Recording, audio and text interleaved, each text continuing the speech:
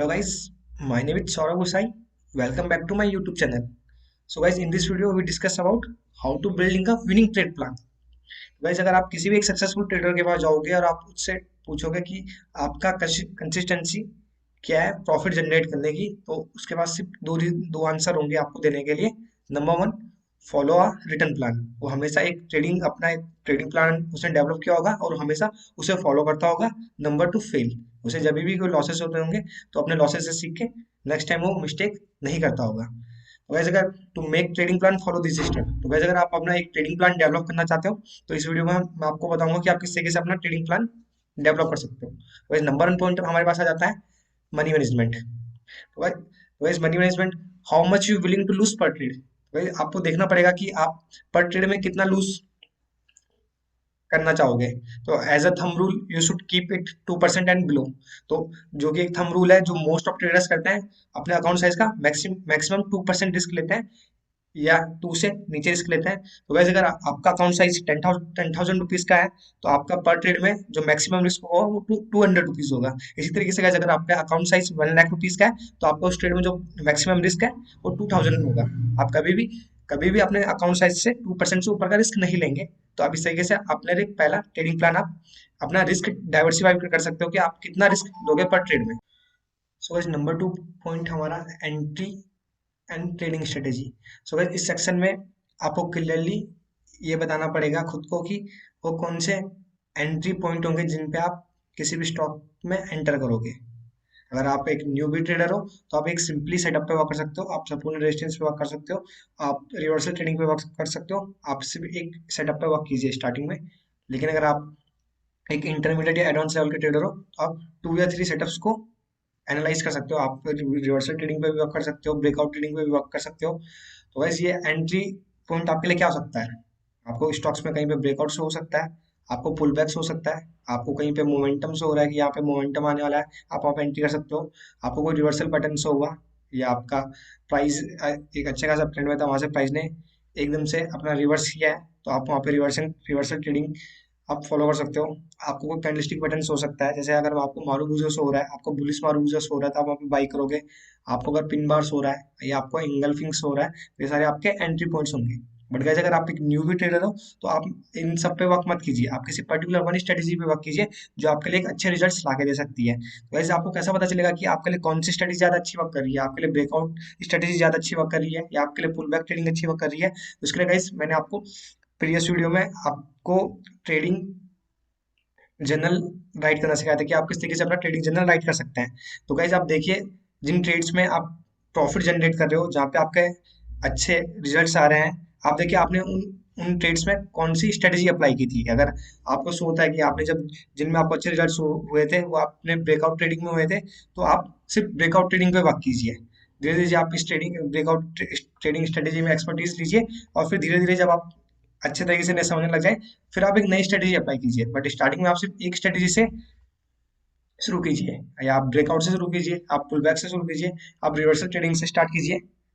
Traders need to define your entry rules strictly. और guys, आप जो भी अपने लिए एंट्री रूल्स डिसाइड करोगे आप उन्हें आप उनको स्ट्रिक्टली फॉलो करोगे। जैसे अगर आपने एक रूल डेवलप किया कि मुझे सिर्फ की एरिया पे एंट्री लेनी है, तो आप हमेशा की एरिया पे एंट्री लीजिए, आप कभी भी अपने एरिया से अवे एंट्री मत लीजिए। गाइस, अब बात करते हैं कंफर्मेशन। कंफर्मेशन भी हमारा एंट्री में आ जाता है। तो वैसे कई सारे लोग मुझे कमेंट में पूछ रहे थे कि कंफर्मेशन क्या है या आपके कौन से कंफर्मेशन हमें यूज करना है। तो वैसे आप मल्टीपल कंफर्मेशन यूज कर सकते हो। गाइस, अगर आपका प्राइस एक्शन आपको बाय बता रहा है तो उसके साथ साथ आप अपना ईएमए देखिए। ईएमए हमारा एक्सपोनेंशियल मूविंग एवरेज, या आप डाइवर्जन देखिए, आपको कोई डाइवर्जन स्पॉट होता है या वहाँ पे कुछ आपका कोई फिब लेवल आ रहा है, आप फिब लेवल को देख सकते हैं। वहाँ पे आपका कोई वी वैप है, आप वी वैप को देख सकते हो। आपका पीवोट पॉइंट्स है, ये सारे हमारे इंडिकेटर्स है। आपके आप इन इन इन कंफर्मेशन का यूज करके अपने ट्रेडिंग में एक कॉन्फिडेंस पैदा कर सकते हो। गाइस, कंफर्मेशन के लिए हम एक एग्जांपल समझते हैं। ये रिलायंस का हमारे पास 15 मिनट का चार्ट है। तो गाइस, यहाँ पे मैंने एक एरो से सेल का सिग्नल दिया है, आप यहाँ पे सेल करना चाह रहे हो। तो गाइस, यहाँ पे मैं किस तरीके से इस सेल के सिग्नल में मल्टीपल कंफर्मेशन यूज करूंगा। तो गाइस, सबसे पहले यहाँ पे मेरा सेल का रीजन क्यों है? क्योंकि हमारे यहाँ पे एक रेजिस्टेंस एरिया है, प्राइस यहाँ पे एक रेजिस्टेंस फेस कर रहा है, तो मैंने यहाँ पे सेल का ट्राई किया। तो नंबर वन रीजन मेरा सेल का ये रेजिस्टेंस, प्राइस एक रेजिस्टेंस फेस कर रहा था, तो नंबर वन रीजन मेरा सेल का ये हो गया। नंबर टू रीजन गाइस, अगर यहाँ पे मैं आपका फिबोनाची लेवल लगाऊं, आपका फिबोनाची पुट करूं, तो गाइस यहाँ पे प्राइस आप देखोगे, प्राइस यहाँ पे 0.618% का रिट्रेसमेंट एरिया है और प्राइस इस एरिया को रिजेक्ट कर रहा है, प्राइस इस एरिया से ऊपर नहीं जा पा रहा है। तो नंबर 2 कंफर्मेशन गाइस मेरे पास फिबोनाची लेवल हो जाएगा। नंबर 3 कंफर्मेशन गाइस हम यूज करें, तो अगर हम पिवोट पॉइंट्स यूज करें तो यहाँ पे आप क्लियरली देखोगे कि प्राइस ने S2, यहाँ पे S2 पिवोट, यहाँ पे इस रेड कैंडल पे पहले प्राइस ने S2 पिवोट पॉइंट को ब्रेक किया है और यहाँ पे नंबर 2 कैंडल पे जहाँ पे हमने एंट्री लिया है यहाँ पे प्राइस ने टेस्ट किया है, तो यहाँ पे इस तरीके से हमारे पास थर्ड कंफर्मेशन हमारा पिवोट पॉइंट हो जाएगा। इसी तरीके हम फोर्थ कंफर्मेशन यूज करें तो वैसे हम वी वैप का यूज करें, तो वी वैप एक वॉल्यूम वेटेड एवरेज प्राइस एक इंडिकेटर होता है जो हमें एक एवरेज वॉल्यूम शो करता है प्राइस के साथ। तो यहाँ पे आप देखिए ये भी एक वी वैप के बिलो है, तो हम यहाँ पे एंट्री करेंगे, तो यहाँ पे मेरा एक शॉर्ट का ट्रेड हो जाएगा और मेरा जस्ट स्टॉप लॉस ऊपर होगा, रेजिस्टेंस रहेगा ऊपर, ये मेरा जो भी यहाँ पे पोटेंशियल टारगेट है मैं इसे अचीव कर सकता हूँ। तो गाइस आपको इंडिकेटर्स यूज करने हैं लेकिन सिर्फ कन्फ्लुएंस के लिए, आप कभी भी इंडिकेटर के बेस पर ट्रेड मत लीजिए। आप अगर आपको इंडिकेटर सेल का सिग्नल दे रहा है तो आप सेल मत कीजिए। गाइस पहले आप देखिए, अगर आपका प्राइस एक्शन आपको सेल बता रहा है तो पहले आप प्राइस एक्शन को देखिए, उसके बाद आप इंडिकेटर यूज करें। जैसे अगर मैं आपको खुद अपना मैटर बताऊं तो मैं सारे इंडिकेटर्स ऑफ रखता हूँ, आप सारे इंडिकेटर्स में यहाँ पे जितने भी इंडिकेटर्स यूज करता हूँ मैं सारे इंडिकेटर्स ऑफ रखता हूँ। जैसे अगर मुझे लगता है यहाँ पे मुझे सेल करना है तो इसके जस्ट बाद मैं देखता हूँ कि बाकी कंफर्मेशन मुझे सेल का एंट्री दे रहे हैं कि नहीं दे रहे हैं। तो अगर मुझे यहाँ पे सेल, मेरा प्राइस एक्शन मुझे सेल बता रहा है, उसके बाद मैं बाकी इंडिकेटर्स ओपन करता हूँ। अगर मुझे वीआईपी भी सेल बता रहा है या मुझे मिनिमम 3 कंफर्मेशन मिल जाते हैं तो मैं यहाँ पे जरूर सेल का ट्रेड इनिशिएट करूंगा। तो इस तरीके से आप कंफर्मेशन का यूज कर सकते हो। वैसे हमारे थर्ड हमारे पास आ जाता है trade management. Trade management means how how you would means you trade when you are in trade. तो वैसे आप किस तरीके से अपने ट्रेड को मैनेज करते हो, कभी भी आप अपने ट्रेड को मैनेज करें तो आप खुद से इस तरीके से क्वेश्चन पूछ सकते हो, when would you set your stop loss at break even. Guys break even क्या होता है, अगर आप आपने कोई ट्रेड लिया है, अब आपका जो टारगेट है वो जस्ट 1 and 2 पॉइंट्स का रह गया है, तो हम क्या कर सकते हैं, अगर हम हमारा उसमें रिस्क 5 पॉइंट्स का रिस्क था तो आप अपना रिस्क क्या कर सकते हो, आप बिल्कुल अपना रिस्क एंट्री प्राइस पे ला सकते हो। मीन जहाँ पे आपने एंट्री किया था वहीं पे आपका स्टॉप लॉस होगा। तो वैसे अगर आपका उस ट्रेड में लॉस होता भी है तो आप जैसे ही आपका एंट्री प्राइस आता है वहाँ पे आपका ट्रेड एग्जिट हो जाएगा। मीन आपका जो प्रॉफिट एंड लॉस स्टेटमेंट होगा वो आपको जीरो शो करेगा, तो इसे हम ब्रेक इवन कहते हैं। तो वैसे आप इससे आप सेट कर सकते हो अपने ट्रेड में कि कब आप स्टॉप लॉस ब्रेक इवन पे पुट कर दोगे। और नेक्स्ट पॉइंट आप ये खुद से पूछ सकते हो कि are there any news that will affect your trade. Guys आप अगर किसी बैंक्स में ट्रेड ले रहे हो तो आप देख सकते हो कि बैंक्स में उस दिन कोई बड़ा न्यूज आने वाला तो नहीं है जो आपके ट्रेड को अफेक्ट कर सकता है। और when you tell your stop loss, आप कब अपने जो आपका जो स्टॉप लॉस है आप उसे कब टेल करोगे, कब आप उसे धीरे धीरे कम करना शुरू करोगे। तो ये सारे पॉइंट्स आपके ट्रेड मैनेजमेंट पाएंगे जो कि आपको अपने लिए डेवलप करने पड़ेंगे।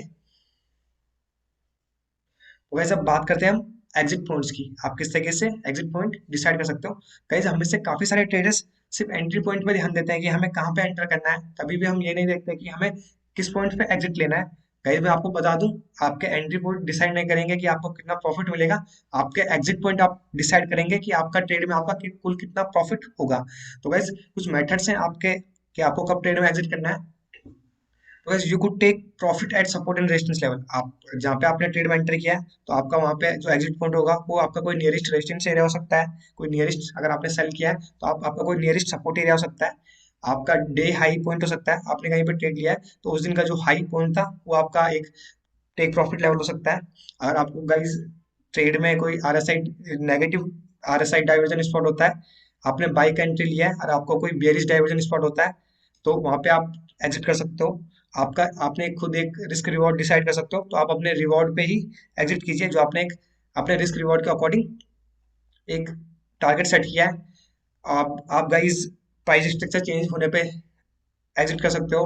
अगर गाइस प्राइस का अगर market higher high and higher low का फॉर्मेशन क्रिएट करा था और लेकिन एकदम से अगर मार्केट में formation lower low and lower high का होने लग जाता है या हमारा जो स्ट्रक्चर प्राइस स्ट्रक्चर चेंज हो जाता है तो आप वहाँ पे एग्जिट ले सकते हो। तो ये कुछ पॉइंट्स है गाइस जिन पे आप एग्जिट ले सकते हो। गाइस नंबर 5 पॉइंट अगर मैं टाइमिंग का पूछूं, टाइमिंग का आपको बताऊं तो मैं मेनली 15 मिनट टाइम फ्रेम में वर्क करता हूँ। और अगर मैं स्विंग ट्रेड की बात करूँ तो मेरा स्विंग ट्रेड आपका वीकली टाइम फ्रेम या डे के टाइम फ्रेम में मैं स्विंग ट्रेड लेता हूँ।